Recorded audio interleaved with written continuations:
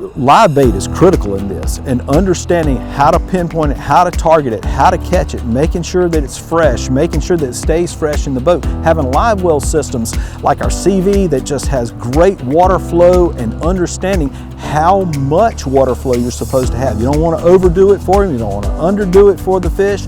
It's really important to understand that live bait so that it stays fresh as long as it possibly can. A fresh bait out there is very tempting to a king mackerel. If they get outside of the school a little bit, that's their protection, is a school of fish. If we present something to them that's outside of it a little bit outside of the normal, but it looks natural, that's when the strike oftentimes occurs.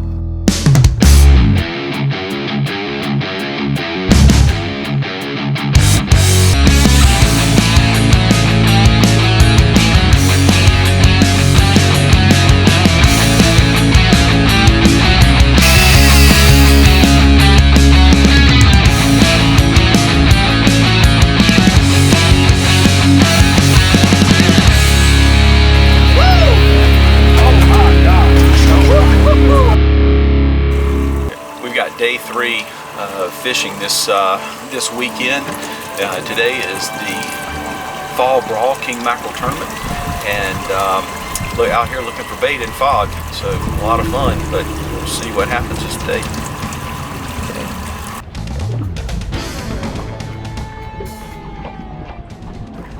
You know, the fog was thick, and you know, it was this time of year it can be tough. The bait can be everywhere, it can be nowhere, and you know, it could be on the beach, and we just weren't sure. We hadn't had a whole lot of time to research and find out, but based on history and the things that my sons have been able to do with the charter fishing and just the history of tournament fishing, we know where some bait could be and maybe should be.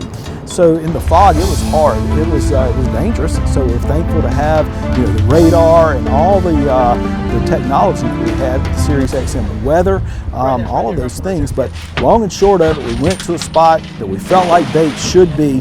And again, Joshua and Crockett can see just about anything. And they saw one real quick flip. Joshua threw the net, pancaked it, caught plenty of bait. We were off, and you know, pretty fortunate there, and not always like that, but it was on this event. And you know, so the bait wasn't the concern. We were out ready to go fishing, choosing our spot and see what we can find. Summertime, it's not uncommon at all to catch 300 or 400 in a net and have to throw a bunch back, but later in the year they get more scattered and run in smaller schools, so it can take a lot more work. Now we're going to run out of Bug Inlet, and we're going to head about 20 miles to the south, where we heard there were some fish being caught over the last few days, and we're going to give that a shot to start with.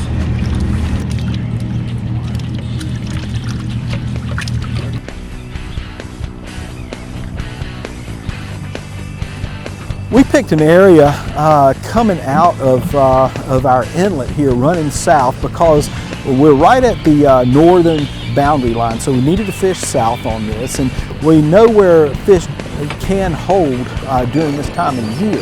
And we saw a lot of birds running through the fog. It was real swelly, so took a little while to get to where we wanted to fish.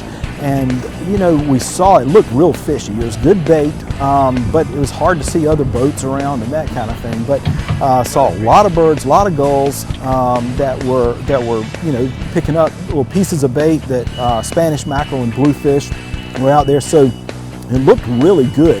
We got one bite and then bait cut in half. It was a little frustrating, but we fished a couple of different spots that were fairly close in, you know, in 40, 45 feet of water, and you know, even in toward the piers, you know, and trying to get in there, because this time of year, some of those big cow kingfish, so those females get in there, and you know, all you got to do is get the right bite. You know, it's not going to be necessarily the bite that we might experience up in Hatteras, a huge fish often, you know, catching 30 fish a day. This might be a 1 or 2 fish day, and that's what we're looking for in this event.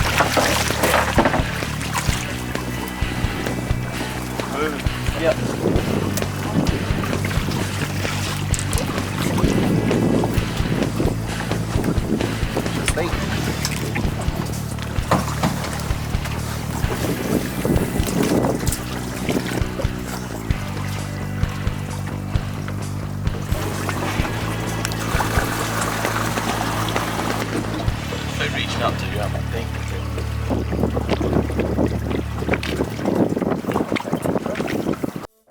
Troll the Edge is brought to you by Taco Marine, Troll the Edge,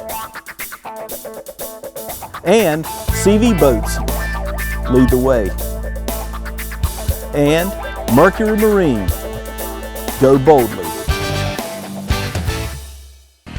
The thing about king mackerel fishing is, where do you go? You know, what gives you the best opportunity to catch fish? And you know, we had given ourselves a chance at some spots right close to the beach, close to some piers. We tried a couple of different spots, had a little bit of information from some people that fish were being caught. There's quite a few boats around. Didn't see a lot of activity. Saw a couple of fish being caught, but it just didn't quite feel right. And you know, Crockett and Joshua were talking about a location about 45 miles away further south, and we had to really kind of make a decision, hey, do we want to do that? Because we had gotten out into the middle of the day. We felt like we needed to give it our best chance through a bite time. It just didn't happen for us. So, you know, we were talking about it for a few minutes, and finally, you know, we just made a really collective decision. Hey, let's do it. Let's go. We can get there. We can run about 40 miles an hour. It's going to take us a little over an hour to get there. And you know, it was you know, we weren't real sure, but we're glad we did, because once we got there, fishing turned on pretty well. There were a couple other boats around, not a lot, but a few. And you know, it was really nice to see that first strike. It hit. I think we had a double, if I'm not mistaken. And we caught one fish, put it in the boat. It was about 18 pounds. The next one was a 21, 22 pounder. So that put us to where we knew we had to run to weigh the fish all the way down to Ocean Isle at that point, which was another long run. It was 45, 50 miles from there.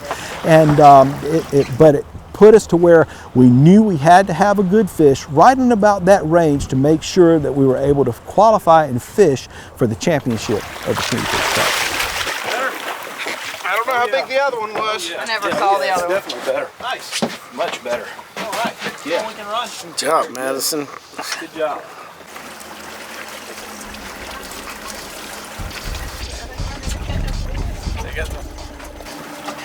Killed the bait. I killed one of them. This turned out to be a really, really good move for us. You know, it doesn't always pay off like that, but it did this time. We really were struggling in the day. Had that one bite early on, made the move, and we got there. We caught those two fish. We put baits right out. I was putting a bluefish out, and boom, a 34-pound kingfish skied on it and hooked up. I handed the rod to Crockett. He fought it. We put it in the box. We knew then that we had a really good fish for this event. As the angler, my job is to get every fish that we hook up to into the boat. There's a lot of big fish that are going to be caught this weekend, and you got to make them count.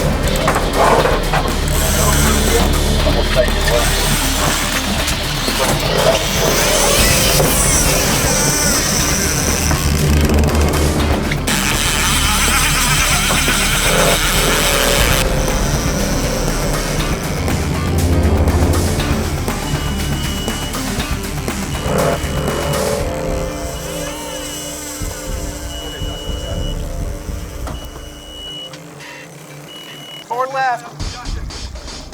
Easy, easy, easy. Just one in gear because this fish is spooking. Okay. One in gear. Neutral. Neutral. Straight. Straight. Forward. Stick it. Stick it. Got him? Okay. Oh, yeah. Oh, yes. There we go. Okay. Yes. Woo! Woo! You hit it to scale? Yeah. Yep. All right. Probably. Open the bag. Open the bag. Open the bag. So for the Kingfish Cup series, you have to have a hand signal for the fish as soon as you get it in the boat. Before the fish is dead, you have to take a picture of it. And the signal for this one, the little kid that came up with it, and touching your nose was the signal. Yeah, after we get a fish like that kind of late in the day, we got about another 15 minutes that we can fish, and then if we don't head in, we won't make it to the weigh-in in time. Catch a big fish late like that, you got to get on it and you know, find the best path back to the scales in the least amount of time. Did you see it come across like this? And we had another double hookup, downrigger pop, hooked up with that one. And then I looked up and I saw the bluefish on the short line. I saw the fish eat the bait. And Madison grabbed that rod, fed it back to the fish, hooked up. My fish pulled off pretty quick. It was a small king, probably around 15 pounds. But finally we got on top of Madison's fish and got a really good look at it and see that it was a really decent fish. It was hard to tell if it was any bigger than the one that we had in the boat or not. We got a nice fish on. It is 3:55 and we've got to be running by 4 o'clock. So this is it's pretty nerve-wracking here. But that's part of king mackerel fishing. You just never know. That's why you keep the baits in the water as long as you can. And you know, we're probably gonna have to look. I've got 2 in. Probably got a 2 right. We'll probably have to put a little more pressure on this fish, more than we normally want to. We got small hooks and heavy drag. You can pull a hook in a heartbeat on these soft fish if it's not in its mouth. I think it is, but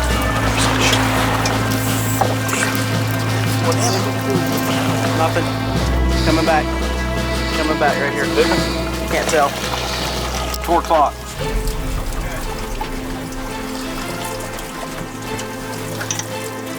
Forward, please. Forward. Right.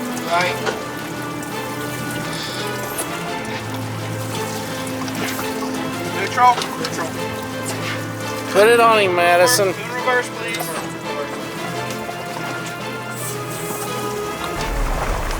Don't gun it, though. Do not gun it. Just in reverse.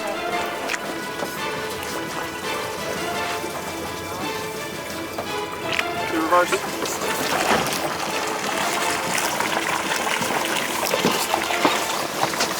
There you go. All right. That's a good fish. I think that's better. Yeah. Yep. All right, You need help? You need help? We need a picture. Got a picture? Yeah, that's a better fish. I think we boated the fish at 4:02, and we decided that our cutoff was 4 o'clock, that we needed to get to weigh-in time. So we had to push it to get to the scales in time, but it ended up being a good decision. Her fish was a little over a pound heavier than the one that I had just caught. So it ended up winning us a little bit more money with that one. Finally got to the scales to actually get a look at the fish and see how big it is. Looks like it's probably around 35 pounds, a lot bigger than we thought. So feeling all right now. Wow, what a few days of fishing. Holy smokes. Hatteras 2 days down here in Onslow Bay. 2 34 or 5 pound fish right at the end of the day. My God, king mackerel fishing at its best. It's a lot of fun. It's very frustrating sometimes. Lost a monster fish yesterday. But you know what? That's part of it. And we came out, we had a good time, and you know, it's exciting to be here with the kids and family, and Madison joining the team, and it's all good. It's exciting times. 35.45, 35.45. Good job, guys. So here we are at weigh-in again, and we're south. We're a long way from home. We're about 2.5 hours from my home, and so we call Audrey, and you know what? She went into little general mode, man. I got to tell you, she's driving the dually. She's bringing the trailer down right by herself. She's pretty fantastic. So it's pretty cool. She got there. We weighed this cool fish. It wound up doing some good for us. Won a little bit of money, and just the experience of it was exciting because everything that was going on that weekend, all the tournaments, Lady Angler at Madison doing a great job. You know, it was pretty neat. The whole family aspect of it really played into what was going on in this weekend. Shade Fin by Taco Marine. Shade Fin is a lightweight, versatile shade system that easily attaches into rod holders, tops, and arches for convenient portable boat shade. Its 5-foot by 6-foot footprint and 50+ UPF rating protect you from the sun so you can enjoy the water longer while doing what you love. Learn more about Shade Fin on tacomarine.com. Shade Fin, shadow in seconds. We're going to be going offshore fishing for wahoo, dolphin, sailfish, a lot of cool bottom fish with our liquid fire sport fishing. We're about 65 miles out of Bogue Inlet at the northeast corner of the Big Rock. We're going to start out in about about 200 feet of water, and just kind of work out between there and 350 and see if we can find out where some bait's holding and where some wahoo might be. We're going to start the day trolling for wahoo, see if we can get lucky on one or two of them, and then we might do a little bottom fishing, some red porgy or some triggerfish a little later on. See it jumping out there?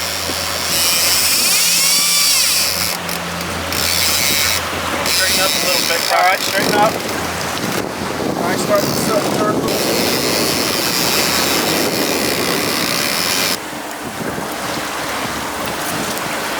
Running good, wasn't it? Yeah.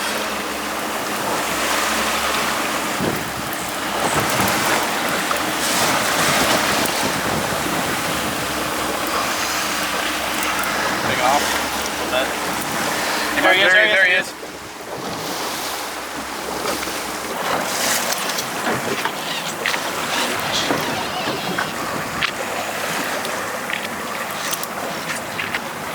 Hold on. I was going to touch it so we can get the fish. All right, right there. Touch the wire, touch the wire. All right, release.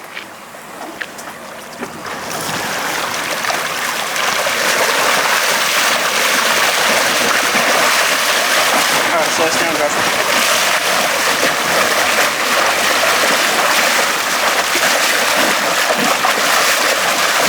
Wires.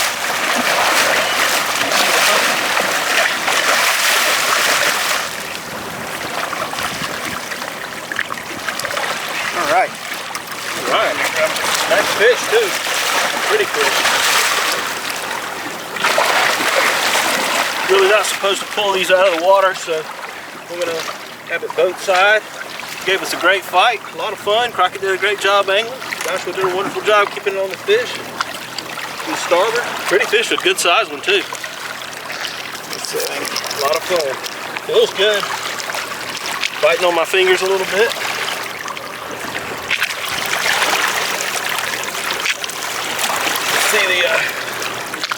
See the sail, this one split a little bit.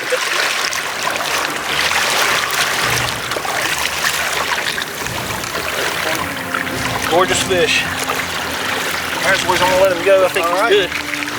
There she goes. Feels good. So when it initially hit, it popped it out of the outrigger clip, and I started feeding it back, and I could feel the bill hit the bait. And I just fed it back until it finally ate it, and hooked up and put on a show right at the beginning. Made several jumps, peeled a lot of line off, but fish still had plenty of energy when we got it to the boat. Got a nice clean release.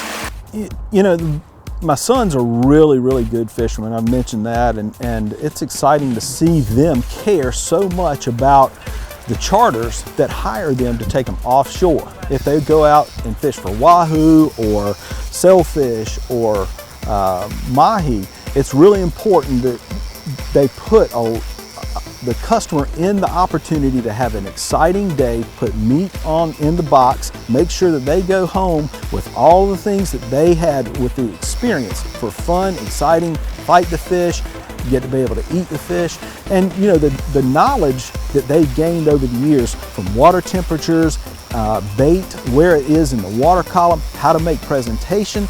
It's really important, and they've done a great job of making sure that their clients have a lot of fun on the water.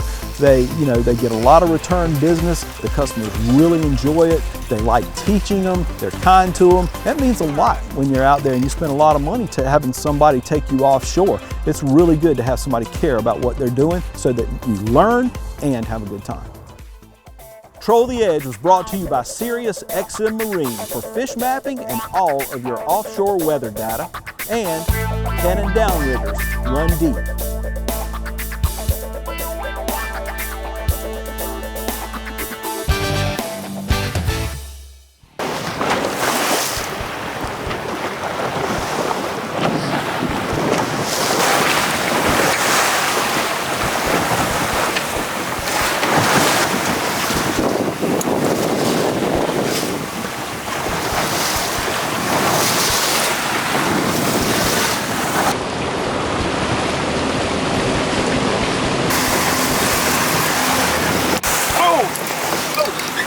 Sir. The wahoo? I think so.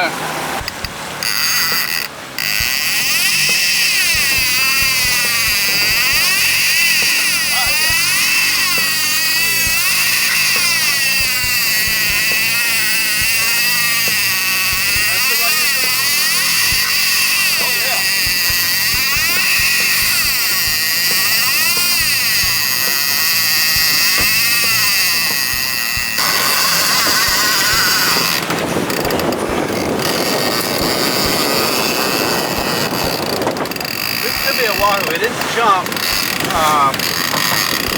so I don't think it's a sailfish. Definitely has speed to be a wahoo.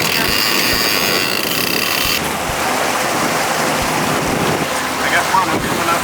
Okay. Peeled it. Yeah, it peeled it off pretty good. Fish ran hard. Hopefully it's a good wahoo.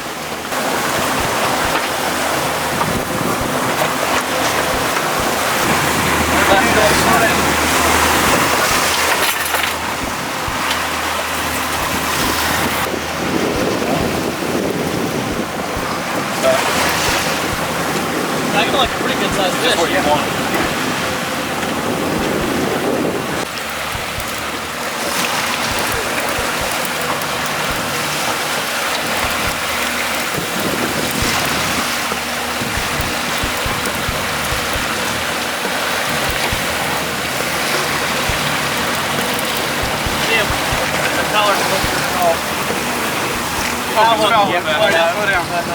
Slow down. More right. Circle right.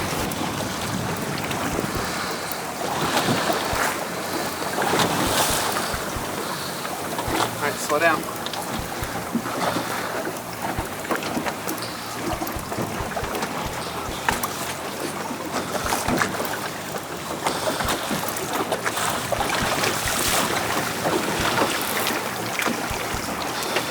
Get it. Hey, wahoo in the boat, finally. Yeah. All right, sweet. That works. Mission accomplished. All right. Yeah. Woo. All right, that's Hold them up for a picture. I don't want it. My arm.